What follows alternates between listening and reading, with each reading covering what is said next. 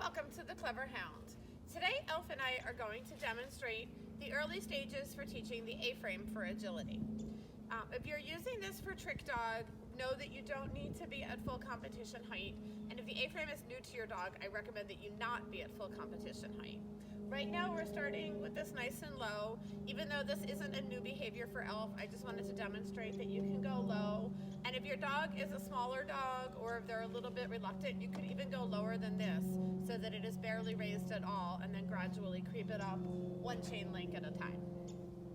Correct performance for the A-frame is to start at the bottom, go up and over, and touch the yellow contact zone on the way back down.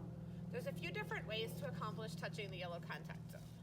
One is to teach the dog to stop in a 2-on, 2-off position. There's a video in the novice group that will show the basis of teaching 2-on, 2-off away from equipment. So if that's your plan, to have your dog stop at the bottom of the A-frame, I recommend that you start there. If you're doing a 2-on, 2-off, you may want to have some sort of target plate at the bottom of the down ramp.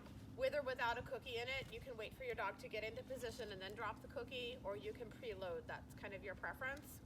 Because Elf has a running A-frame, what I've done instead with her is that she has a mat at the bottom of the A-frame when we're practicing, and she knows that her job is to touch the mat. You can use just a piece of a yoga mat, or if you want to get a little bit fancier, you can do what I've done. I get an inexpensive chime mat off of the internet and attach it to the bottom of the yoga mat so that without watching, I can know just by hearing the chime that she has in fact made the contact zone, or in this case, met criteria, which is touching the mat, which is, you'll see, is quite a bit smaller than the contact.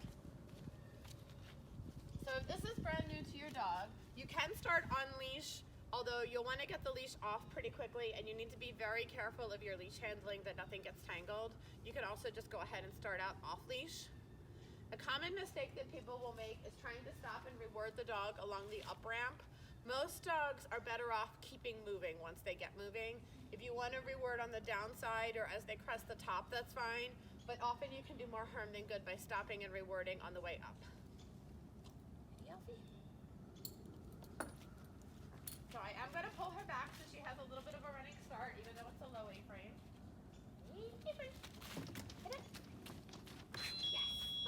Good girl. Good job. So it may take a little while to work your dog up to that level. And as I said, you can start lower.